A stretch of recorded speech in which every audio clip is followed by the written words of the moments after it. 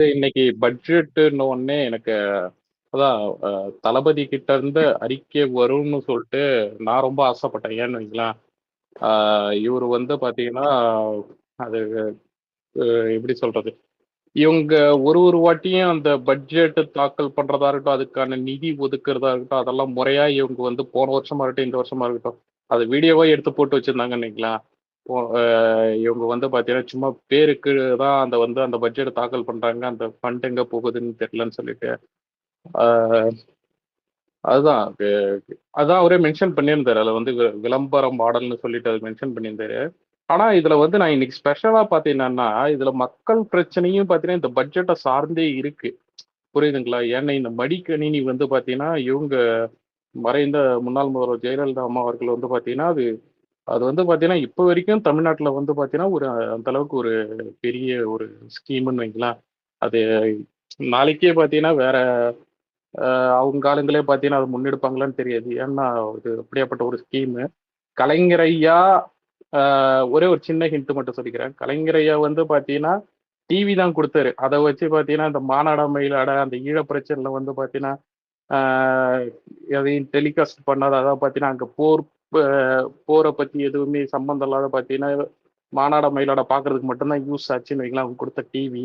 அத தவிர்த்து ஒரு சில பேர்லாம் பார்த்தீங்கன்னா, அது என்டர்டெயின்மென்ட்டா யூஸ் பண்ணாங்க. ஆனா, அந்த மடிக்கணினின்றது வந்து பார்த்தீங்கன்னா, பசங்க வந்து அதாவது லேப்டாப் ஓகேங்களா? நான் ஓப்பனாவே சொல்றேன். லேப்டாப்ன்றது வந்து பார்த்தீங்கன்னா, படிக்கிற பசங்களுக்கு வந்து பார்த்தீங்கன்னா, ரொம்பவே இப்போ வந்து நம்ம பசங்க வந்து பார்த்தீங்கன்னா, அது டெக்னாலஜியா இருக்கட்டும், இப்போ அதர் ஸ்டேட்ல வந்து அது டெக்னாலஜியா யூஸ் பண்ற விஷயமா இருக்கட்டும், அது ரொம்ப நம்ம வந்து கொஞ்சம் அப்கிரேடட்டா தான் இருக்கும். இந்த ஒரு விஷயத்துல அவங்க குடுத்த இது. அத வந்து இவங்க ஸ்டாப் பண்ணாங்க பார்த்தீங்களா? அட்லீஸ்ட் வந்து இவங்க ஒரு சில விஷயம்லாம் பண்ணுவாங்க. அதாவது எப்படின்னா, இதுக்கு டிஎம்கே வந்து பார்த்தீங்கன்னா, அவங்க வந்து இதுக்கு முன்னாடி குடுத்த அந்த ஸ்கீம் இருக்கு பார்த்தீங்களா? அத வந்து பேர மாத்தி இவங்களே பார்த்தீங்கன்னா, இது வந்து பார்த்தீங்கன்னா, இப்ப ஜெயலலிதா அவர்கள் வந்து பார்த்தீங்கன்னா, ஒரு திட்டம் கொண்டு வராங்கன்னா, அத தடுத்துட்டு கலைஞர்ன்னு சொல்லிட்டு அத மாத்தி இவங்க ஒண்ணு கொண்டு வராங்க. அட்லீஸ்ட் அப்படியாச்சும் இவங்க வந்து அந்த லேப்டாப் குடுத்துருக்கலாம். பாவம் அது குடுக்கறத நிறுத்திட்டாங்க. அத ஹைலைட் பண்ணது வந்து ரொம்ப ரொம்ப நான் ஒரு ஸ்பெஷலான விஷயமா பார்க்குறேன். 2வது விஷயம் வந்து பார்த்தீங்கன்னா கேக்குதுங்களா? 2வது விஷயம் வந்து பார்த்தீங்கன்னா, இதுல வந்து அந்த பரந்தூர் அந்த லேண்ட பத்தி அவரு அத மென்ஷன் பண்ணியிருந்தாரு.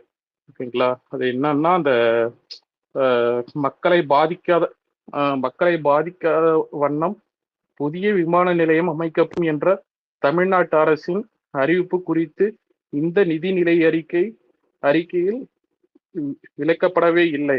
மாறாக மக்கள் நலன் சார்ந்த எந்தவித விளக்கமும் இல்லாமல் பரந்தூர் விமான நிலையம் அமைக்கும் பணிகள் விரிவுபடுத்தப்படும் என்ற அறிவிப்பு பரந்தூர் மக்கள் பரந்தூர் பகுதி விவசாய பெருங்குடிகளின் மக்களுக்கு செய்த துரோகமாகும். அதாவது பாத்தீங்கன்னா, உங்களுக்கு வந்து இவங்க சொன்னாங்க பாத்தீங்களா, மக்களை பாதிக்காத விதமா அது அமைக்கப்படும்னு சொல்லிட்டு. அத கூட வந்து பாத்தீங்கன்னா, இதுல வந்து மென்ஷன் பண்ணவே இல்ல. ஓகேங்களா? என்ன ஒண்ணு பாத்தீங்கன்னா, அந்த இதுக்கு என்ன சொல்றது? சென்ட்ரல் கவர்ன்மெண்ட்டா அவங்க டைரக்ட்டா சொல்லிட்டு போயிட்டாங்க. எங்களுக்கு இதுக்கு சம்மந்தம் கிடையாதுங்க. லேண்ட் ஒரு 2 வீக்ஸ் முன்னாடி கூட அந்த விஷயம் வந்திருக்கும்னு வைங்களேன். என்னன்னா, அ அதான் சென்ட்ரல் கவர்ன்மெண்ட் மினிஸ்டர் வந்து அந்த அ இவரு அந்த குழு தலைவர் எனக்கு அந்த பேரு எனக்கு சரியா ஞாபகம் இல்ல. அவர் என்ன சொல்லிட்டு போனாரு, அ இ அ ஏர்போர்ட் கொண்டு வர்றது நாங்க.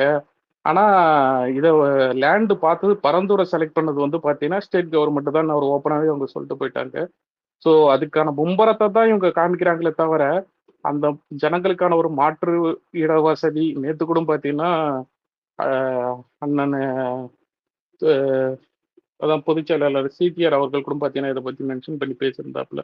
அதுக்கான எந்த ஒரு முன்னெடுப்புமே இதுல எடுக்கல. தளபதி அத திரும்பவும் மென்ஷன் பண்ணது வந்து பார்த்தீங்கன்னா, அது வந்து ரொம்ப ஒரு நல்ல விஷயம். இவரு நெறைய விஷயம் இதுல மென்ஷன் பண்ணியிருக்காருன்னு வைங்களேன். எனக்கு வந்து நான் இதுல வந்து பார்த்து ரொம்ப ஹைலைட் பண்ண விஷயம் வந்து பார்த்தீங்கன்னா, இந்த இந்த 2 விஷயம். 3வது விஷயம் வந்து பார்த்தீங்கன்னா, இந்த ஜாக் ஜியோ பத்தி இதுல பேசியிருக்காரு. என்னதுன்னா, இவங்க அந்த அ அரசு ஊழியர்களுக்கு வந்து குடியிருப்பு கட்டித்தரணும். அதாவது கூடுதல் குடியிருப்புகள் கட்டித்தரப்படும்னு சொல்லிட்டு இவங்களோட அந்த இதுல இன்னைக்கு வந்து பட்ஜெட் வந்து தாக்கல் பண்ணியிருக்காங்கன்னு வைங்களேன். ஸோ அதுக்கு வந்து அந்த குடியிருப்பு கட்டுறதெல்லாம் இருக்கட்டும். அத வரவேற்கிறேன். இந்த ஜாக்டோ ஜியோ வந்து பழைய ஓய்வூதிய திட்டம் இருக்கு பார்த்தீங்களா? அதைய வந்து பார்த்தீங்கன்னா, அவங்க வந்து அது அது அதுக்கப்புறம் பார்த்தீங்கன்னா, விடுப்பு சரண்னு ஒரு இது ஒண்ணு இருக்கு. அத எப்போ அமுலுக்கு கொண்டு வர போறீங்கன்னு சொல்லிட்டு. ஏன்னா கடந்த மாதம் வந்து பிப்ரவரி மாதம் 24ஆம் தேதி வந்து ஜாக்டோஜி அமைப்பு, அதாவது அரசு ஊழியர்கள் வந்து பார்த்தீங்கன்னா, அவங்க 10 அம்ச கோரிக்கைகள் வச்சு யவாவேலு, அன்பில் மகேஷ் இன்னும் முக்கிய அமைச்சர்களோட சேர்ந்து அவங்க வந்து பேச்சுவார்த்தை காலையில இருந்து ஈவினிங் வரைக்கும் பேச்சுவார்த்தையில் ஈடுபட்டாங்கன்னு வைங்களேன். கடைசியா அது வந்து அப்படின்னு என்ன பண்ணாங்க இந்த அப்படின்னு என்ன பண்ணாங்க இந்த 4 என்ன சொல்றது 4 வருஷமா எதுவுமே பண்ணாத இந்த டிஎம்கே வந்து நாங்க 2 வாரத்துல வந்து நாங்க குழு அமைச்சு நாங்க இது பண்ணி தரோம். அத வந்து நாங்க பேச்சுவார்த்தை நடத்துறோன்ற மாதிரி சொன்னாங்க. இவங்க என்ன சொல்றது அந்த அமைப்பு வந்து புரிஞ்சுக்கிட்டாங்க. ஓகே மறுபடியும் நம்ம தள்ள மிளகா அரைக்க போகிறாங்கன்னு சொல்லிட்டு மறாவது நாளே பார்த்தீங்கன்னா 35 லட்சம் பேர் தமிழ்நாட்டில் வந்து பல்வேறு இடங்கள்ல கூடி அவங்க வந்து என்ன சொல்றது கவர்மெண்ட் ஸ்டாஃப் வந்து பார்த்தீங்கன்னா போராட்டம் நடத்துனாங்கன்னு வைக்கலாம்.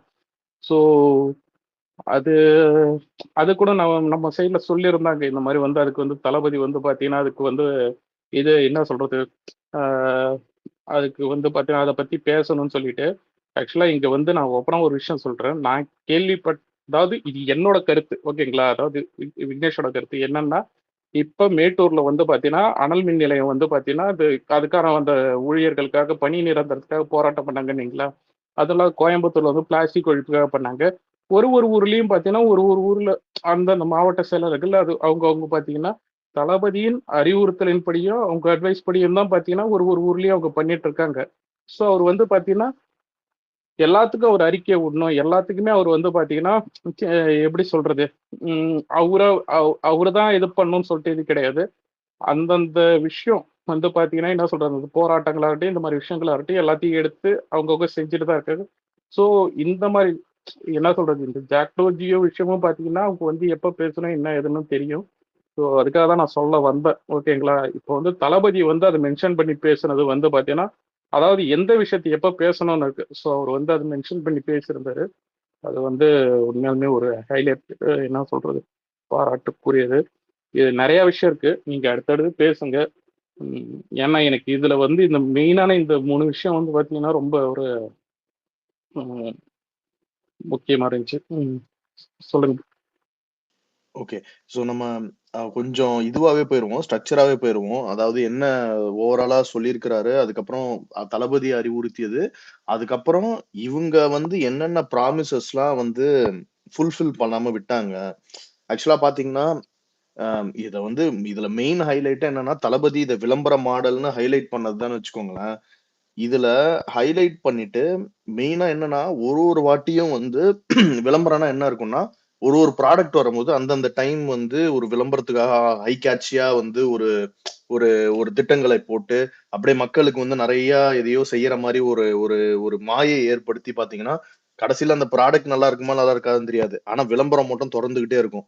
ஸோ இந்த மாதிரி ஒரு ஒரு ஒரு ரிப்பீட்டடா அந்த ஒரு விளம்பரம் பண்ற மாரி ஒரு ஒரு வாட்டியும் இவங்க போன வாட்டி என்ன வாக்குறுதி குடுத்தாங்க, அதுல எவ்வளவு கம்ப்ளீட் பண்ணாங்க அப்படிங்கிறதெல்லாம் இங்க யாருமே ட்ராக் பண்றது கிடையாது. இவங்க வந்து திருப்பி திருப்பி இந்த ஒரு ஒரு விளம்பர அரசியல தான் பண்ணிக்கிட்டு இருக்காங்க. தளபதி வந்து பல விஷயங்கள வந்து ஹைலைட் பண்ணியிருக்காரு. அதுவும் இல்லாம குறிப்பா வந்து சில பேர் கூட எதிர்க்கட்சியில இருக்கட்டும், நம்ம கட்சியில இருக்கட்டும், சில பேர் இந்த அறிக்கையெல்லாம் வந்துட்டு இன்னும் 5 பக்கம் வருது, அப்படி டீட்டெயில்டா இருக்கு அப்படி இப்படின்னு அழுதானுங்க. அது கூட இந்த வாட்டி வந்து ரொம்ப கன்சைஸா 2 பேஜ்ல ஆனா, இது ஒரு 10 பேஜுக்கு இருக்கிற டீட்டெயில வந்து அவரு இந்த 2 பேஜ்ல வந்து ஹைலைட் பண்ணிட்டாரு தளபதி. சோ அதுவும் இல்லாம இதுல each and every point first எடுத்தோன்ன ஒரு நல்ல கெஸ்டர் தளபதி என்ன அறிக்கை எப்போ விட்டாலுமே பாத்தீங்கன்னா, ஃபர்ஸ்ட் வந்து பாசிட்டிவ்ஸ வந்து ஹைலைட் பண்ணிடுறாரு. ஃபர்ஸ்ட் பாசிட்டிவ்ஸ்ல வந்து இதெல்லாம் நல்லா பண்ணியிருக்கீங்க. இதெல்லாம் நல்லா இருக்கு அப்படின்னு சொல்லிடுறாரு. அடுத்தது வந்து என்னென்னலாம் மாத்திக்கணும். இப்படிதான் அவரோட இது இருக்கு. இது யாருமே இத வந்து பெரிய ஒரு விஷயமா பார்க்க மாட்டாங்க. பட் அரசியல் நாகரிகத்துல இதெல்லாம் வந்து ஒரு ஒரு மெயின் விஷயம். சோ அத இது பண்ணிட்டு, அதுவும் இல்லாம அவரோட மாஸ்டர் ஸ்ட்ரோக் எப்பவுமே அந்த எண்ட் பஞ்ச்ன்ற மாரி, அந்த எண்டிங்ல அவரு சொன்னத வந்து, அ உங்களோட முதலாளியா இருக்கிற அவங்க பா பாஜக அரசு வந்து தமிழ்நாட்டுக்கு வெளியில இருந்துட்டு, தமிழ்நாட்டுக்கு நிதி வராம பண்றாங்க. நீங்க தமிழ்நாட்டுக்குள்ளேயே இருந்துகிட்டு, தமிழ்நாட்டுக்கு என்ன போய் சேரணும்? அப்படிங்கிறத இதாகுது இல்லையா? ஏன்னா, இப்போ இப்போ ஒரு பட்ஜெட் ஒண்ணு தாக்கல் பண்றம்போது, மணி எவ்வளோ இம்பார்ட்டன்ட்டு, வரி கட்டுற மணி வந்து நம்மளுக்கு எப்படி ரிட்டர்ன் ஆவுது? என்ன வகையா வருதுன்னு நம்ம காத்திருக்கிறம்போது, நேத்து வந்து ஒரு ஊழல் செய்தி வரம்போது, நம்மளுக்கு எப்படி இருக்கும்? கேட்கிறம்போது. ஏன்டா நீங்க நினைச்சிருந்தா இதை விட 10 மடங்கு ஒண்ணுதான். 1000 ரூபாய் கொடுக்கறது நீ 5000 ரூபாய் கூட வரைக்கும் கொடுக்கலாம். இங்க யாருமே வந்து நாங்க இப்ப நாங்க பேச வர்றதோ தளபதி சொல்ல வர்றதோ இந்த இலவசங்கள் கொடுக்க கூடாது அந்த மாதிரி ஆஸ்பெக்ட் கிடையாது. எங்களோட கொள்கை பிரகடன மாநாட்டிலேயே நம்ம ரொம்ப தெளிவா சொல்லியிருக்கோம். மீன் பிடிக்க கத்து கொடுப்போம். இன்னைக்கு தெரியாதவங்களுக்கு நம்ம மீன் கொடுப்போம் அப்படிங்கிற அந்த ஒரு ஆஸ்பெக்ட் தான் அவரோட என்னைக்குமே அப்ரோச்சே தவிர இது வந்து இலவசங்களுக்கு அகேன்ஸ்டா நம்ம பேசுற விஷயமோ அதுவோ கிடையாது. இலவசங்கள் கொடுங்க, தேவையானவங்களுக்கு கொடுங்க. ஆனா அது போய் சேர்ந்ததா? அ- அது கரெக்டான டைம்ல அவங்களுக்கு போய் சேர்ந்ததா? அவங்களுக்கு பிரயோஜனப்படுறபடி இருந்துச்சா? இப்ப மடிக்கணினியை பத்தி சொன்னாரு விக்கி ப்ரோ பேசுற போது. சோ இப்ப இதெல்லாம் வந்துட்டு இன்னைக்கு நீங்க இந்த இதெல்லாம் இம்ப்ளிமெண்ட் பண்ணிருக்கீங்க. இப்போ இது வந்து எப்போ கிக் இன் ஆகும்? இதன் மூலமா நீங்க போட்ட இந்த பட்ஜெட் இந்த வருஷத்துக்கான பட்ஜெட்ல எவ்வளோ ஐட்டம்ஸ் வந்து கேன் பி இம்ப்ளிமெண்டட் இம்மீடியட்லி. அதாவது மக்களுக்கு எது இப்ப போய் சேரப்போகுது இந்த ஒதுக்கின திட்டங்கள்ல எது வந்து சும்மா 2026 எலெக்ஷன் வரைக்கும் பாத்தீங்கன்னா கிட்டத்தட்ட ஒரு எலெக்ஷனுக்கு வந்து நீங்க வந்துட்டு நாங்கள் வந்து இப்போ சொன்னார் இல்லையா அவர் இதுக்கு முன்னாடி பேசும்போது விக்கி ப்ரோ அந்த டிவி கொடுத்தோம் இது கொடுத்தோம்னு. இதெல்லாம் எலெக்ஷன்ல வந்துட்டு ஒரு அந்த அந்த டைம்ல அது ஒர்க் ஆயிட்டு இருந்துச்சுன்னு வச்சுக்கோங்களேன். அப்ப வந்து குறை சொல்றதுக்கும் கம்மியான விஷயங்கள் இருந்துச்சு. பட் பாசிட்டிவ்ஸ் நிறைய பண்ணிக்கிட்டு இருந்தாங்க. பட் அந்த ஒரு கண்கட்டு வித்தை மாதிரி அந்த விளம்பரம் மாதிரி வரியா நான் உனக்கு இது கொடுக்குறேன் அது கொடுக்குறேன்னு. பட் அட் தி எண்ட் வந்து உண்மையா மக்கள் தேவைக்கு எது போய் சேர்ந்ததுன்னு தெரியாது. அவர் குறிப்பிடுறது ஓவராலா ஒரே விஷயம்தான். ஒரு பட்ஜெட்டையோ நலத்திட்டங்களையோ மக்களை முன்னிறுத்தி அதை செயல்படுத்துற போது அவங்களுக்கு அது போய் சேரும். அது நல்லது. ஆனா நீங்க எல்லாத்தையும் பொலிட்டிக்கலா பாலிடிக்ஸ ஃபர்ஸ்டா வச்சு பொலிட்டிக்கலா அப்ரோச் பண்ணீங்கன்னா மக்கள் நலம் செகண்டரி ஆகப்படுது. அப்போ மக்களுக்கு அந்த நலங்கள் வந்து உங்களுக்கு ஒரு ஓட்டு அரசியல் மத்த பாலிட்டிக்கல் டைனமிக்ஸ் எல்லாத்தையும் தாண்டி போய் சேர்றதுக்குள்ள அவங்களுக்கு அது ப்ராப்பரா போய் சேராது. ஸோ ஆன் பேப்பர் நீங்க சொல்றது எல்லாம் வேற. ஆனா இது வரைக்கும் என்ன நடந்துச்சு, இது எந்த தூரம் சாத்தியமானது அப்படிங்கறது வந்து ரொம்ப தெளிவா வந்து அடிக்கோடிட்டு காமிச்சிருக்காரு. ஸோ இதை பத்தி டீட்டெயிலா அதுக்கப்புறம் பேசுவோம். அதுக்கு முன்னாடி இவரு கிஷோர் ப்ரோ நீங்க சொல்லுங்க. நிறைய விஷயம் ட்வீட்ஸாவும் போட்டிருந்தீங்க. இது ஓவராலா எப்படி பாக்குறீங்க? என்ன இதுன்னு சொல்லுங்க. இல்ல இந்த பட்ஜெட் வந்து மக்களை மேம்படுத்துறதுக்கான வழி எதுவுமே கிடையாது. நான் இதை பண்றேன், அதாவது ரோடு கட்டுறேன், பிரிட்ஜ் போடுறேன், இதை வந்து ஸ்டேட் டெவலப்மெண்ட் தானே தவிர நீ மக்களுக்கு செஞ்ச இது விஷயமா இது இருக்காது. மக்களுக்கு இதுல 1-2% என்னன்னா இந்த லேப்டாப் கொடுக்கறது படிப்புக்கு தேவை. அதை தவிர்த்து நீங்க சொன்ன அந்த மேனிஃபெஸ்டோல இந்த டீசல் விலை குறைக்கிறதோ இல்ல சிலிண்டர் மேட்டரோ எதுவுமே இல்லை. இது எல்லாமே நம்ம தலைவர் குறிப்பிட்டு காட்டியிருக்காரு. அதுக்குமே சில பேர் கொஸ்டின் கேட்கறாங்க. என்னன்னா லேப்டாப் வந்து 12th ஸ்டூடெண்ட் கொடுத்தா அவன் காலேஜுக்கு வந்து திருப்பி வாங்க மாட்டானா? ஸோ ஒரு 12th ஸ்டூடெண்ட்டு ஒரு நல்ல மார்க் எடுத்து ஒரு கட் ஆஃப்ல அண்ணா யூனிவர்சிட்டியில் வந்து கவுன்சிலிங் அட்டன் பண்ணுறான். அவனுக்கு எஸ்எஸ்என் காலேஜ் சீட் கிடைக்குது. அப்போ பிரைவேட் காலேஜுக்கு போயிடுறான். ஸோ அப்போ அவனுக்கு லேப்டாப் இல்லாமல் இருக்கு. அப்போ நீங்கள் அவனை டிகிரேட் பண்ணணும்னு நினைக்கிறாங்களா, இல்லை அவனை நல்லா படிச்சு கவர்மெண்ட் ஸ்கூல்ல படிச்சு நல்ல இடத்துக்கு போறானேன்னு பெருமைப்படுவாங்களா, இல்ல அவனை டிகிரேட் பண்ணணும்னு நினைக்கிறாங்களான்னு தெரியல. இது எல்லாமே பின் பாயிண்ட் பண்ணி தான் நம்ம தலைவர் தெளிவா பேசியிருக்காரு. நீ பண்றதுன்னா மக்களுக்காக பண்றதே தெளிவா பண்ணு. நான் இதை பண்றேன் அதை பண்றேன் இல்ல இந்த பார்க் கட்டுறேன் கம்பெனி கட்டுறேன், நீ இதெல்லாம் எப்படின்னா நிதி இப்போ ஒதுக்கிடுவ. இந்த ஒரு குறிப்பிட்ட இந்த ஒரு வருஷத்துல ஓட்டுக்காக எது எதெல்லாம் நீ ஸ்கீம் பண்ணுவியோ அதை மட்டும் பண்ணிட்டு மீதி எல்லா காசையும் சுருட்டிட்டு ஓட்டுக்கு காசு கொடுத்து வாங்கி நீ அடுத்த எலெக்ஷன்ல என்ன சுருட்டலாம் தான் நீ பார்ப்பியே தவிர இங்க டெவலப்மெண்ட் சுத்தமாவே இருக்காது. ஒரு விஷயம் நான் முன்னாடி பிடிஆர் பேசிட்டு இருந்த காலத்துல இருந்தே நான் நோட் பண்ணது என்னன்னா இந்த அடையார் மேட்ரு. ஏன்னா நான் டெய்லி அந்த ரோட்ல டிராவல் பண்றேன்றதுக்காக நான் அதை மட்டும் கொஞ்சம் குறிப்பிட்டு பார்ப்பேன் அடிக்கடி. அதனால இந்த விஷயங்கள் நம்ம அடிக்கடி நோட் பண்ணுவோம் என்னதான் பண்றாங்கன்ட்டு. பிடிஆர் ஒரு 1500 கோடி ஒதுக்குனாரு. எதுக்கு? இந்த அடையாறு இதுக்காக ரிவருக்காக ஒதுக்குனாரு. திருப்பி யாரு தங்கம் தென்னரசு வந்து மறுபடியும் அதையே ஒதுக்குறாரு. இப்ப மறுபடியும் ஒரு 1500 கோடி ஒதுக்கி வச்சு இது என்ன டெவலப் பண்ணாங்கன்னு பார்த்தா ரோடு எக்ஸ்டெண்ட் ஆயிருக்கு. சைட்ல இந்த நம்ம நார்மல் இந்த பிளாட்ஃபார்ம் டைடில் பார்க் இந்த OMR ரோட்ல வந்து டைடில் பார்க் வந்ததுனால 2 சைடுமே சர்வீஸ் ரோடு எக்ஸ்டெண்ட் ஆகி அவங்களுடைய போர்ஸ்ல தான் இந்த கவர்மெண்ட் கொஞ்சம் சில விஷயங்கள் பண்ணியிருக்கே தவிர கவர்மெண்ட் வந்து ஒரு பப்ளிக்கு நல்லது பண்ணணும்னு சொல்லி எந்த விஷயமே இங்க பண்ணல. இந்த OMR ரோடு ஏன்னா பெங்களூர்ல எப்படி ஒரு ஐடி ரோடோ அந்த மாதிரி இங்க இருக்கிறது இந்த ஊர் பார்த்தா டெவலப்மெண்ட் தெரியணுன்றதுக்காக அவங்களுடைய உந்துதல்ல இவங்க எல்லாமே பண்றாங்க. அடையார் பிரிட்ஜ் சைடுல மேக்ஸிமம் ஒரு 2 கிலோமீட்டர் 3 கிலோமீட்டருக்கு மட்டும்தான் பார்க்கே இருக்கு. வேற எந்த டெவலப்மெண்ட்டுமே இல்ல. இல்ல அந்த இதுல ரிவரை கூட சரி பண்றதுக்காக பட்ஜெட் இது பண்ணாங்க இல்லையா? அது இது வரைக்கும் ஆமா போட்டுக்கிட்டே இருக்காங்கல்ல. அல்ல அது முடிஞ்சே போச்சு. என்னன்னா பார்க் கட்டியிருக்காங்க, வேற ஒண்ணுமே பண்ணல. இந்த சைடு பாதிக்கு பார்க் கட்டிட்டாங்க ப்ரோ. அந்த சைடுக்கு பாதி என்ன பண்ணிருக்காங்கன்னா, அந்த அர்பாசர் இருக்குங்களா, அந்த கார்பேஜ் இதெல்லாம் கிளீன் பண்றதுக்கு பேட்டரி பைக் பேட்டரி கார்லாம் வாங்கியிருந்தாங்க பார்த்தீங்களா, அதுக்கு பார்க்கிங் லாட் போட்டாங்க.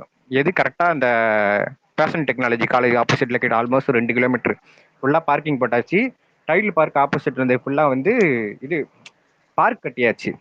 இது எந்த ம். வகையில கிட்டத்தட்ட 1500 கோடிக்கு அது ஒர்த்தே கிடையாது. இப்போ நான் ரீசெண்டா மதுரை மீனாட்சி அம்மன் கோயிலுக்கு போயிருந்தேன். இதே சேம் கவர்மெண்ட் தான், பிடிஆர் அவர் பேர்ல கட்டினது. ஒரு பாத்ரூம் ஜஸ்ட் 20 lakhsல பக்காவா கட்டியிருக்காங்க. அவர் வந்து ம். மேபி அவங்களை பெருமையா பேசுறதுக்காக சொல்ல, ஒரு லாயல்ட்டியா ஒர்க் பண்ணணும் பப்ளிக்கு. நீ இத்தனை கோடி ஒதுக்கி என்ன பண்ண? எல்லாமே சுருட்டல். இதோ ம். இப்ப வேளச்சேரியில ஒரு பிரிட்ஜ் ஒண்ணு கட்டுறாங்க. ஏற்கனவே ஒரு பிரிட்ஜ் இருக்கு ப்ரோ. அந்த பிரிட்ஜ்ல இருந்து நீங்க குருநானக் காலேஜ் கனெக்ட் பண்ணீங்கனாலே 2.5 கிலோமீட்டருக்கு மேல ரோடே இல்ல. நீ எப்படி 3 கிலோமீட்டருக்கு பிரிட்ஜ் கட்டுவ? எங்க இருந்து கொண்டு வந்து கட்டுவ? உன்னை நான் பிரிட்ஜ் கட்ட வேணாம்னு சொல்லல. எந்த ரோட்ல கட்ட போற? எப்படி? இது எதுக்கு இது? ஏற்கனவே வேளச்சேரி சும்மா லைட்டா ஒரு நாள் மழை பெஞ்சாலே வேளச்சேரி மூழ்குது. அதுக்கு என்ன ஒரு ட்ரைனேஜ், ரெயின் வாட்டர் ஹார்வெஸ்டிங் ஏதாச்சும் ஒரு வழி பண்ணலாம். இதெல்லாம் பண்றதை பத்தி பெரிய மேட்டராகவே பேசுறது இல்ல. இருக்கிறதெல்லாம் விட்டுட்டு தேவையில்லாதக்கெல்லாம் இப்படிலாம் ஒரு நிதி ஒதுக்கி எப்படிலாம் சுருட்டலாம், என்னென்ன வழி பண்ணலாம். அதோ இப்போ இந்த விதியிலையுமே வந்து என்ன பண்ணியிருக்காங்கன்னா, அந்த 3ஆம் பாலின மக்களுக்கு வந்து 1000 ரூபாய் கொடுக்குறேன். இது ம். எப்பன்னா 2023ல நம்ம தலைவர் அரசியலுக்கு வர்றாருன்னு இன்டெலிஜென்ஸ் அவங்களுக்கு ரிப்போர்ட் கொடுத்துட்டாங்க. உடனே என்னன்னா லேடிஸ்க்கு வந்து 1000 ரூபாய், மகளிருக்கு வந்து 1000 ரூபாய் கொடுக்குறோம். அப்புறம் என்ன பண்ணாங்க, சரி இப்போதைக்கு வரல போல, கொஞ்சம் டிலே ஆகுதுன்ன உடனே அதாவது தகுதியானவர்களுக்கு மட்டும் 1000 ரூபாய் கொடுக்குறோம்னு சொல்லி அது சொல்லிட்டாங்க. எந்த தகுதியின் அடிப்படையிலன்ற விளக்கமும் எங்கேயும் கொடுக்கல. யாரு செலக்ட் இருக்கு இருக்கு. பண்ணப்படுறாங்க? அது என்ன இல்ல எப்படின்னா, அவங்களுக்கு கார் இருக்கக்கூடாது, அவங்க பேர்ல வாகனமே இருக்கக்கூடாது, லாரியோ இல்ல பறக்கும் விமானமோ எதுவுமே இருக்கக்கூடாது. அவங்க வந்து ஒரு சராசரி மக்களா வருஷத்துக்கு 2,35,000 வருஷ எப்படி வருமானம் கண்டுபிடிப்பாங்க இதெல்லாம்? இல்ல ப்ரோ, இப்போ இதெல்லாம் ஒரு கிரைட்டீரியாவை கொண்டு வராங்கன்னா, இந்த கிரைட்டீரியாவை எப்படி நீ வெரிஃபை பண்ணுவ? நீ எல்லாமே என்னமோ சென்ட்ரலைஸ்டா வந்து ஒரு இப்போ யுஎஸ்லயோ மத்த ஊருங்கள்லயோ ஒரு உன்னோட சோசியல் இன்சூரன்ஸ் நம்பர் போட்டா எல்லா டீடைல்ஸும் வர மாதிரி ஏதாவது சிஸ்டம் வச்சிருக்கியா? இல்ல அந்த மாதிரி எதை எதுவுமே வச்சு கிடையாது. கண்டுபிடிப்ப? எப்படி கண்டுபிடிப்ப நம்மளுமே தகுதிய? எல்லாமே fraud தான். இப்ப நீங்களே வந்து விஏஓ கிட்ட போயிட்டு ஒரு 500 ரூபாய் கொடுத்து எனக்கு வருஷத்துக்கு 2,50,000 ரூபாய்க்கு உள்ளதான் எனக்கு வருமானம் வருதுன்னு சர்டிபிகேட் எழுதி கொடுத்தா எழுதி கொடுத்துருவாங்க. அதை வச்சு இவங்க யாருக்கெல்லாம் 1000 ரூபாய் வாங்கணுமோ அவங்க குடும்பத்துக்கு வாங்குறாங்களோ இல்ல அவங்க சொந்த கத்து ஒண்ணு விட்ட சித்தப்பா யாருக்கு வாங்குறாங்களோ இன்கம் வாங்கிக்குவாங்க. சர்டிபிகேட் அந்த காசு வச்சு இன்கம் சர்டிபிகேட் ஆமா வச்சு இன்கம் சர்டிபிகேட் தான். ம். அதை காட்டி இப்ப இதை வாங்கிட்டு இருந்தாங்க. இப்போ இவங்க பேர்ல அதாவது லேடிஸ் பேர்ல நீங்க இடம் வந்து ரெஜிஸ்டர் பண்ணீங்கன்னா, அப்ப உங்க பேர்ல நீ கார் இருந்தாலே நீ 1000 ரூபாய் கொடுக்க மாட்டேன்னு சொல்றவன் இந்த 1% டிஸ்கவுண்ட் அவங்களுக்கு கொடுக்குற. அப்ப அவங்க என்ன பண்ணுவாங்க, இந்த 1% டிஸ்கவுண்ட்டுக்காக இந்த லேடிஸ் பேர்ல எல்லா லேண்டு ரெஜிஸ்டர் பண்ணி வாங்குறாங்கன்னு வச்சுங்களேன், அந்த 1000 ரூபாய் கட்டு எப்படி எங்க இருந்து எப்படி கட் பண்றானுங்க பாருங்க. நான் பிராக்டிகலே 1000 இல்ல. ரூபாய் கொடுப்பேன். ஆமா நான் 1000 ரூபாய் கொடுத்துட்டு இருந்தேன். இப்போ ஃபர்ஸ்ட் 1000 ரூபாய் எல்லாருக்கும் கொடுத்துட்டு இருந்தேன். அப்புறம் தகுதியானவங்களுக்கு கொடுத்துட்டு இருந்தேன். இப்ப அந்த தகுதியானவங்களுக்கு நான் எப்படி கட் பண்ணணும் எனக்கு வழி தெரியல. சோ இந்த ரூட்ல போறாங்க. அப்ப என்னன்னா லேண்ட் ரெஜிஸ்டர் பண்ணும்போது நான் பண்ண என்னுடைய பேர்ல நான் ஒரு குடும்ப தலைவர் பேர்ல பண்ணா எனக்கு ஒரு 20,000 30,000 ஆகுதுன்னா, ஆமா நான் அப்ப என் ஒய்ஃப் பேர்ல பண்ணும்போது எனக்கு கொஞ்சம் காசு கம்மியாகுது. சோ அந்த பெனிஃபிட் பார்த்து நீ அங்க பண்ணும்போது உனக்கு உன் ஒய்ஃபுக்கு வர வேண்டிய அந்த கவர்மெண்ட் கிட்ட இருந்து வர 1000 ரூபாய் கட்டு. எனக்கு தெரிஞ்ச அந்த டாக்ஸ் வந்து ஈக்குவல் தான் ஆகும். நீங்க அந்த டாக்ஸ் பெனிஃபிட்டுக்காக ஒய்ஃப் பேர்ல வாங்காம விட்டீங்கன்னா இந்த 1000 ரூபாய் ஒண்ணுமே இல்லையே. அதுதான் இது நான் உனக்கு கொடுத்ததை நானே கட் பண்ண. ஆனா அது உன் கையாலேயே கட் பண்றதுதான் இங்க டெக்னிக் இவங்க பண்றது. இப்போ இந்த கோயம்புத்தூர்ல அந்த லைப்ரரி கட்டுறது இது எல்லாமே கட்டி நான் உன்னை கட்ட வேணாம்னு சொல்ல. நீ இப்ப நிதி ஒதுக்கி எப்ப ஸ்டார்ட் பண்ணி எப்ப கட்டி முடிப்ப? நீ என்ன பண்ண, இப்ப நிதி ஒதுக்கி இந்த மேக்சிமம் ஒரு 6 மாசம் இந்த அந்த அந்த அந்தன்ட்டு டெண்டர் ஏப்ரல் மேலதான் கை வைக்க முடியும். எந்த ஒரு திட்டமும் போய் சேரும். அப்போ நீ இப்படி பண்ணும்போது இதுல ஓட்டுக்காக நம்ம என்னென்ன நிதி எல்லாம் ஒதுக்கணுமோ அதை ஃபர்ஸ்ட் முடிப்பாங்க. அதை தான் முடிக்க பிளான் பண்ணுவாங்க. இது இந்த 3ஆம் பாலின மக்களுக்கு 1000 ரூபாய் கொடுக்கறது, காலேஜுக்கு லேப்டாப் கொடுக்கறது, இது ஆல்மோஸ்ட் நீங்க பாத்தீங்கன்னா ஜனவரிக்குள்ள எப்படியாச்சும் எதையாச்சும் பண்ணி.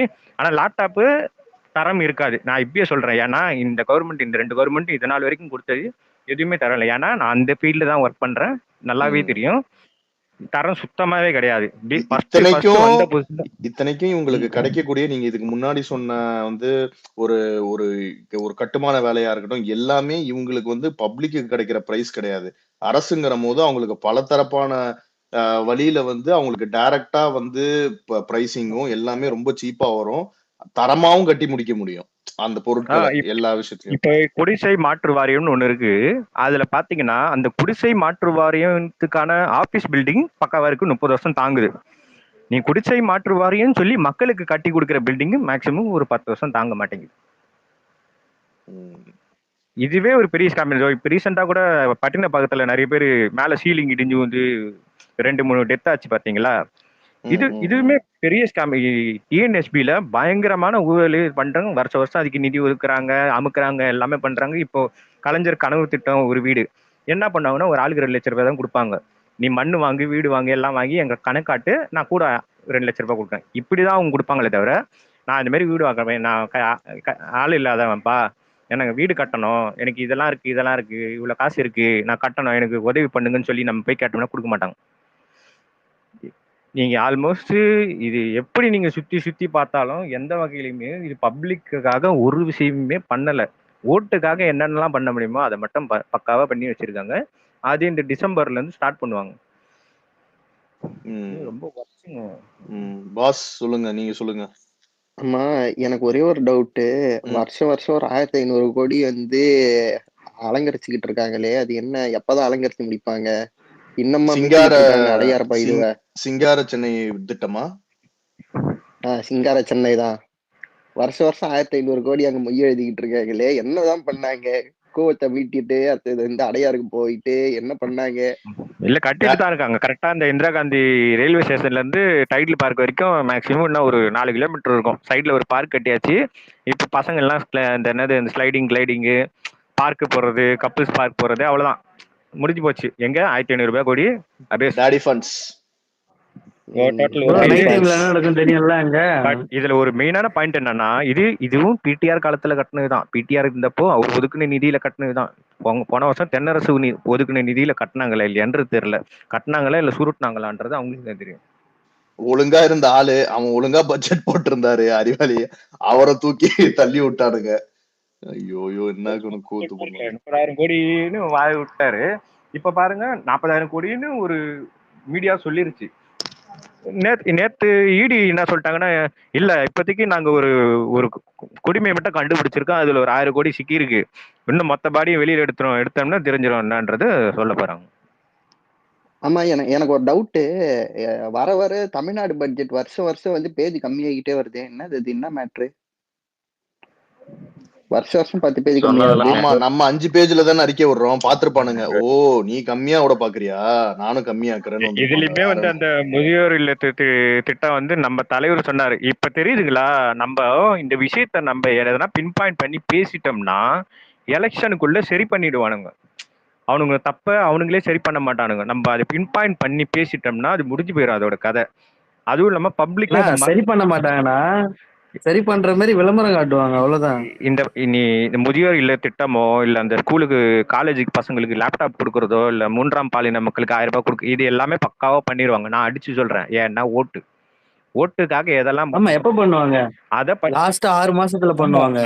அதுதான் சொல்றேன், ஓட்டு வாங்குவாங்கன்றதுக்காக அதை பண்ணிடுவாங்க. மீதி இந்த பில்டிங் கட்டுறது, இந்த கனவு இல்ல திட்டம், நீ நடுரோட்ல படுக்கிறியா எங்க படுக்கிற, அதெல்லாம் பத்தி அவங்க யோசிக்க மாட்டாங்க. அது சுருட்டல் தான்.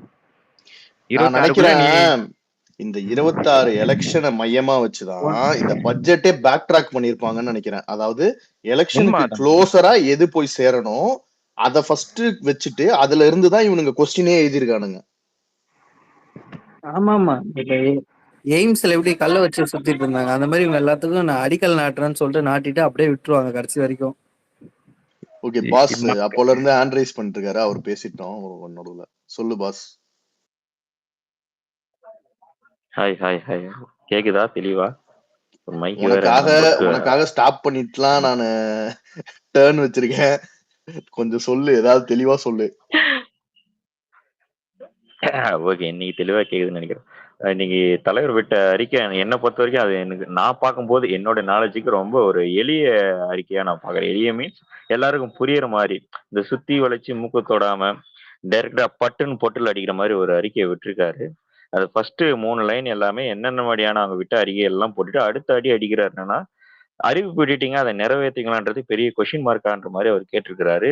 வெற்றி விளம்பர மாடல் அரசா தான் இருக்கு. எல்லாமே அறிவிப்போட நிக்குதே தவிர அதை செயல்படுற மாதிரி இருக்கான்றது வந்து இங்க ஒரு மிகப்பெரிய கொஷின் மார்க்கா இருக்கு. அது வந்து மக்களுக்கு அது போய் சரியா போய் சேருதா அப்படின்றது. இங்க இவ்வளவு பேர் இருக்கோம், கிட்டத்தட்ட 400 பீப்புள்ஸ்க்கு மேல இருக்கும். இங்க எல்லாருமே அரசாங்கத்துடைய சலுகைகள் நம்ம அனுபவிக்கிறோமான்றது பாதிக்கு பாதியாச்சும் அனுபவிக்கிறோமான்றது கேட்டீங்கன்னா கண்டிப்பா இல்ல. ஏன்னா எங்களோட அறிவிப்பெல்லாம் எங்க இருக்குன்னா, அந்த எப்படி சொல்றது, ஒரு சிட்டி சைடை நோக்கி மட்டுமே இருக்குது. ஒரு போட்டோ ஷூட்டுக்கு, ஒரு வீடியோகிராஃபுக்கு அந்த சில நாட்கள் இருக்கே தவிர, அந்த அறிவிப்புகள் கிராமத்து வரைக்கும் நோக்கி போகுதான்றதே கேள்வியா இருக்கு. இவ்வளவு அறிவிப்புகள் இருந்தது, இவ்வளவு பேர் பேசணும் டாபிக். விவசாயத்தை நோக்கி எதனா ஒரு அறிவிப்பு வந்ததா இந்த பட்ஜெட்ல? எனக்கு தெரியல. உங்களுக்கு யாருக்காவது தெரிஞ்சிருக்கா? விவசாயத்தை பத்தி எதனா ஒரு விஷயம் போட்டிருந்தாங்களா? விவசாயத்தை பெருக்கிறதுக்கு எதுவுமே பெருசா இருந்த மாதிரி தெரியல. அப்படிப்பட்ட அறிவிப்புல அது இருக்கு. இல்ல அது நாளைக்கு இன்னொன்னு வரும்னு என்னன்னா, இப்போ நினைக்கிறேன் 2 பாஸ். அது நாளைக்கு வரும்னு நினைக்கிறேன். நாள் விவசாயிகளை பத்தி நாளைக்கு வரும். ஓ நாளைக்கு பட்ஜெட் இருக்கா? இல்ல இன்னைக்கு எனக்கு தளபதி தெரியாது. கேட்டார்ல, நாளைக்கு வரும். ஆஹ் அதான் கேக்குறேன். ஏன்னா விவசாயன்றதான முதுகெலும்பு. விவசாயன்றதான் விவசாயி படுற கஷ்டம் இன்னைக்கு வரைக்கும் இருக்குது. வந்து எல்லா ரீதியிலான கஷ்டம்லாம் அனுபவிச்சுட்டு இருக்கான். அவனுக்கான ஒரு அறிவிப்பே இல்லாம நீங்க என்ன மாதிரியான அரசா நீங்க வந்து இருந்துட முடியும்? சோறு சாப்பிட்டுட்டு தானே எல்லாரும், எல்லா எம்எல்ஏல இருந்து நீங்க வரைக்கும் எல்லாரும் உழைக்கிறோம். அப்படிப்பட்ட விவசாயத்துக்கு என்ன பட்ஜெட் இந்த தாக்குதல பண்ணிட்டீங்க? அவ்வளவு செல்வ செழிப்பா இருக்காங்களே இந்த ஆட்சியில விவசாயிங்க. அது ஒரு அதுதான் மிகப்பெரிய வந்து கொஸ்டின் மார்க்கா இருக்கு. 392 கோடியில வந்து ஒண்ணு பண்ணாங்களே, அதுக்கு மேலயே வேணும் விவசாயிகளுக்கு. நல்லா பண்றாங்க. அதான் அதான் இதெல்லாம் பாஸ், அடிச்சுட்டு இதெல்லாம் விமானத்தை யாருகிட்ட மேல தான் நம்ம வச்சுட்டு கேட்கணும்? விவசாயிகள் ஸ்பீக்கர்ல எக்ஸ்பைரின்னு இருக்கான் பாரு, அவன் தான் திமுக ஆதரவு. அவன் தான் பதில் சொல்லணும் இதுக்கெல்லாம். என்ன சொல்றீங்க? ஆமா, நம்ம அப்புறம் தலைவர் இன்னொரு குறிப்பிட்டு சொல்லியிருக்காருல, அந்த 2 மாச கரண்ட் பில் வந்து 1 மந்த்தா மாத்தணும்னு சொல்லி, இதை ஏன் இப்போ வரைக்கும் பண்ண மாட்டாங்கன்னா, எலெக்ஷன் நியர்பைல பண்ணுவாங்க. அது ஏன் எலெக்ஷன் நியர்பைல பண்றாங்கன்னா, இப்போ 100 யூனிட் கன்சியூம் பண்ண ஒரு ஃபேமிலிக்கு ஃப்ரீ, நம்ம பில் கட்ட தேவையில்லை. ஸோ இப்பயே மந்த்லி மாத்திட்டாக்கா அதுல இருந்து ஒரு 20 to 30% பீப்புள் இபி ஃப்ரீயா போயிடும். ஸோ அந்த காசு நமக்கு வராதுன்றதுனால இந்த ஸ்கீம் இப்போ வரைக்கும் ஆக்டிவேட் பண்ணாம வச்சிருக்காங்க. புரியுதுங்களா நான் என்ன மீன் பண்றேன்னு? ஆப்வியஸ்லி புரியுதுண்ணா. பா இதெல்லாம் எலெக்ஷன் ட்ராமா இதெல்லாம் பாருங்க. ஏன்பா இருப்பா திமுக ஆதரவு நீ சொல்லுப்பா, இப்ப பேசு. என்ன பெரிய பட்ஜெட்னு காலையில இருந்து ட்வீட் எல்லாம் போட்டு சாகிச்சுக்கிட்டு இருந்த. லேப்டாப் மேட்டர் இருக்குல்ல, இந்த லேப்டாப் மேட்டர் வந்து 3 நாளைக்கு முன்னாடியோ 4 நாளைக்கு முன்னாடியோ எடப்பாடி பழனிசாமி வந்து நான் திரும்ப கொண்டு வருவேன், நான் ஆட்சிக்கு வந்ததும் அப்படின்னு சொல்லியிருந்தாப்புல. கேக்குது. நான் அதிமுக ஆட்சிக்கு வந்ததும் பழைய மாதிரி வந்து மடிக்கணினி வழங்குற திட்டம் வந்து அமல்படுத்தப்படும், யாரும் நீங்க கவலைப்படாதீங்க, இப்ப நிறுத்தி வச்சுட்டாங்களேன்னு கவலைப்படாதீங்க அப்படின்ற மாதிரி 3 நாளைக்கு முன்னாடியே 4 நாளைக்கு முன்னாடியே பேசியிருந்தாப்புல. இப்ப அதையே கொண்டாந்து இவங்க வந்து இது எப்படின்னே வந்து இப்ப 4 வருஷமா நீங்க கொடுக்கல, 4 வருஷமா நீங்க வந்து அதை வந்து ஒரு பொருட்டாக எடுத்துக்கல, டிஜிட்டல் ரீதியா வந்து மாணவர்களை நீங்க வந்து நவீனப்படுத்தவே இல்லை. 2வது அவன் 11வது 12வது படிக்கிறவனுக்கு கொடுத்தாதான் அவன் அதை வச்சுக்கிட்டு கொஞ்சமாவது அவன் கொஞ்சம் டிஜிட்டல் ரீதியா வந்து அவனோட அறிவை வளர்த்துக்கிட்டு அடுத்து காலேஜ் போறப்ப அவனுக்கு கொஞ்சம் அது வந்து கொஞ்சம் உதவியா இருக்கும். நீ சப்போர்ட் தேவை அப்பதான். காலேஜ் படிக்கிறவனுக்கு கொடுக்குற ஓகே, இங்க இருக்க 11th 12th வந்து நீ கொடுக்காம ஒன்னும் தெரியாம அங்க காலேஜ்ல போய் அதை வச்சுட்டு என்ன பண்ண போறான்? இங்கே நீ பிராக்டிஸ் பண்ணாதானே? அதைத்தான் அவர் கேட்கிறார். நீங்க எப்போ பள்ளி மாணவர்களுக்கு கொடுக்க போறீங்க, காலேஜ் மாணவர்களுக்கு கொடுத்து வந்து நீங்க அதுல வந்து என்னை கேட்டா அதுல வந்து பெரிய ஒரு இதெல்லாம் இல்லைண்ணே. காலேஜ் படிக்கிறான் அப்படின்னாலே ஆட்டோமேட்டிக்கா வந்து அவங்க காலேஜ்லயே வந்து லேப் இருக்கும், லேப்ல சிஸ்டம் இருக்கும், ஏகப்பட்டது இருக்கும். ஸ்கூல்ல நீங்க நடத்துற ஸ்கூல்ல எல்லா ஸ்கூல்லயும் லேப்டாப் இருக்கா, இல்ல எல்லா ஸ்கூல்லயும் நீங்க வந்து கம்ப்யூட்டர் வச்சிருக்கீங்களா? நிறைய இடத்துல வசதி இருக்காது. அந்த மாதிரி எதுவுமே இல்லைல்ல. அப்போ வந்து நீங்க ஃபர்ஸ்ட் இங்கே தானே பார்க்கணும். இதுக்குமே வந்து போன வருஷம் நிதி ஒதுக்கி இருந்தாங்க. எதுக்குன்னா கிட்டத்தட்ட ஒரு 300+ கோர்னு நினைக்கிறேன். அதாவது உயர்தர லேபும் இந்த லேப்கான எக்யூப்மெண்ட் எல்லாம் வாங்கி கொடுக்கறதுக்கு அதுக்கும் போன வருஷம் நிதி ஒதுக்கி இருந்தாங்க. அது கொஞ்சம் ஃபேமிலி எமர்ஜென்சி, அதனால இது இந்த தெருநாய்கள் கருத்தடை பண்றதுக்கு வந்து இந்த தடவை எதுவும் ஒதுக்கி இருக்காங்களா? ஆல்ரெடி 30 கோடி ரூபா ஒதுக்குனாங்க தானே. அது ரொம்ப இல்ல அது தேவைப்படுது வேற. பண்ணிட்டா அவங்களுக்கு சப்போர்ட் குறைஞ்சிரும்ல, பண்ண மாட்டாங்க. இருங்க சரி, நான் தப்புன்னு என்ன டிஎம்கே ஏதோ சொல்றீங்கன்னு நினைச்சேன். ஏதாவது சரி, ஏதாவது ப்ளீச்சிங் பவுடர் வாங்குறதுக்கு ஏதாவது 400 கோடி 500 கோடி ஏதாவது பண்றாங்களா? நிஜமாதான். இதுக்கு இல்ல முன்னாடி பண்ணல. வந்ததுல இதெல்லாம் வந்து 40 ரூபா 40 ரூபா 20 போட்டு கோடி கிட்ட பண்ணியிருக்காங்க. பண்ணாங்க. அதுக்கு முன்னாடி வந்து 10 கோடி கிட்ட பண்ணாங்கன்னு நினைக்கிறேன். ஆனா எதுக்கு நாயை பிடிச்சி வந்து எதுக்கு கருத்தரை பண்ணி விடுறதுக்கு அவ்வளவு கோடி செலவாமான்னு தெரியல. இல்ல அது ஒரு ஊசி போடுறது அதெல்லாம் இல்ல. ஓகே இல்லடா. இப்ப அதெல்லாம் ஓகே தான், சரியா? அதெல்லாம் தேவை இல்லைன்னுலாம் சொல்ல முடியாது. அதனால பல இஷ்யூஸ் எல்லாம் இருக்கு. பட் இவங்க அதை பண்ணாங்களா இல்லையா, அந்த இஷ்யூஸ் ரிசால்வ் ஆச்சா இல்லையான்றதுக்கு எந்த டேட்டாவோ எந்த கன்ஃபர்மேஷன்ஸோ கிடையாது. பணம் போடுறோம் செய்யறோம்ன்றது மட்டும் தான் இருக்கே தவிர எண்ட் ரிசல்ட்டா பீப்புளுக்கு பிரசன்ட் பண்ணணும். இதை இவ்வளவு பண்ணிருக்கோம். நீ பார்த்தனா கிட்டத்தட்ட இந்த பட்ஜெட் புது பட்ஜெட் போட போறல, இதுலயே கூட எனக்கு இதோட இது தெரியல, டெப்த் தெரியல. பட் ஒரு எக்ஸ்பெக்டேஷனா சொல்றேன். போன பட்ஜெட் போட்டதுல நான் இவ்வளவு தூரம் கம்ப்ளீட் பண்ணியிருக்கிறேன், இவ்வளவு தூரம் போய் சேர்ந்திருக்கு, அது கரெக்டா போய் சேர்ந்திருக்கா இல்லையான்ற டீட்டெயிலோ டேட்டாவோ எங்கேயுமே இல்ல. அப்போ நீ திட்டத்தை மட்டும் போட்டுக்கிட்டு போய்கிட்டே இருந்தனா யார் அதை இம்ப்ளிமெண்ட் பண்றது? அதை இம்ப்ளிமெண்ட் பண்றது கரெக்டா நீங்க தளபதி சொன்னதுதான். இது போடுற திட்டங்கள் போடணும், அந்த திட்டங்கள் பிராக்டிக்கலா இருக்கணும், அந்த பிராக்டிக்கலான திட்டங்கள் மக்களை கொண்டு சேருதான்றத நீங்க தான் என்ஷூர் பண்ணணும். நான் திட்டம் மட்டும் போட்டுட்டு வீடியோ போட்டுக்கிட்டு இருப்பேன்னா அந்த இது வந்து நாய்கள் அந்த கருத்தடை வந்து அது பண்ணலனே. எப்படி சொல்றேன்னா, இப்ப நானே வந்து ஒரு நாய் வளர்க்குறேன்.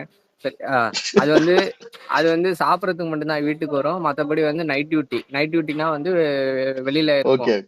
அதுவும் வந்து கிட்டத்தட்ட ரோட்ல தான், அந்த மாதிரி தான், சரியா? ஆனா சாப்பிடறதுக்கு மட்டும் வீட்டுக்கு வரும். அது போன மாசம் தான் குட்டி போட்டுச்சு. இத வச்சே தெரிஞ்சுக்கலாம். ஒரு பானை சோத்துக்கு ஒரு சோது பதம். சிம்பிளா நீங்க இப்ப பாத்தீங்கன்னானே தெரியும். எல்லா தெருவுலயும் பாத்தீங்கன்னாலே தெரியும். குட்டி போட்டுச்சாடா? டோக்கியோ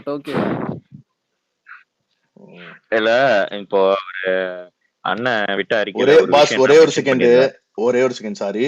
நம்ம வந்து வெண்ணிலாவும் அவங்க மான்ஸ்டர் இருக்காங்க, அவங்க ஒரு வாட்டி கூட பேசல. அவங்க ஒரு வாட்டி பேசிட்டோம். ஏன்னா அவங்க வீட்டுல இருந்துட்டு எல்லாம் பேசுவாங்க. எப்போ டைம் கிடைக்குதோ அப்பதான் வரும். வெண்ணிலா பேசிருங்க நீங்க.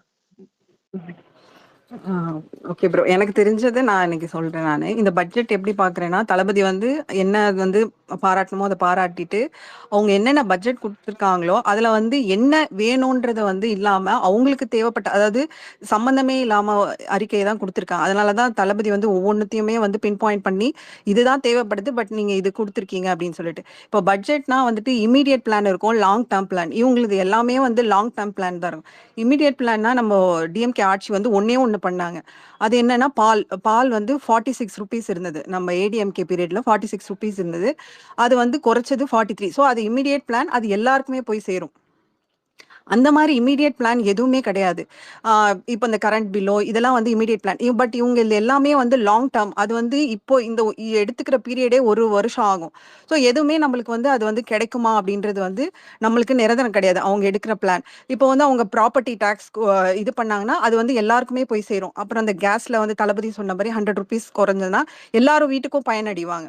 ஸோ எல்லாரும் தான் நம்ம ஓட்டு போடுறோம். ஸோ எல்லாருக்கும் தான் வந்து அதுல இருக்கணும். இதுல வந்து அந்த இது தகுதி இருக்கிறவங்களுக்கு தான் இது அப்படின்றது கிடையாது. எல்லாருமே ஓட்டு போடுறோம், எல்லாமே டாக்ஸ் பே பண்றோம். ஸோ நம்மளுக்கான தேவைகளும் நம்மளுக்கு கவர்மெண்ட் ஏதாவது ஒன்று செய்யணும். அது மாதிரி பெட்ரோல் டீசல் அந்த இது குறைக்கிறேன்னு சொன்னாங்க. அண்ட் ரேஷன்ல வந்து சுகர் வந்து எக்ஸ்ட்ரா சுகர் சொல்றாங்க, அதுவும் தரல. அப்புறம் கரண்ட் பில் வந்து ஒன் மந்த் நான் வந்து அது வந்து மாத்திரேன்னு சொன்னாங்க, அதுவுமே மாத்தல. இப்போ 2 months போது ட்ரிபிள் மடங்கு வந்து நம்ம கரண்ட் பே பண்ணிடுறோம்.